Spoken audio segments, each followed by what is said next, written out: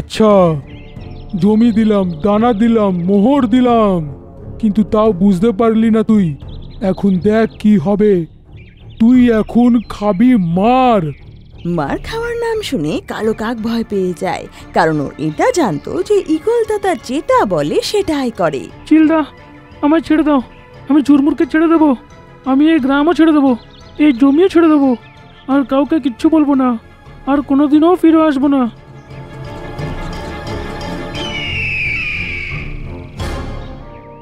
এটা শুনে চুনমুন আর ঈগল দাদা খুব খুশি হয়, আর ঈগল দাদাকে ধন্যবাদ জানায়।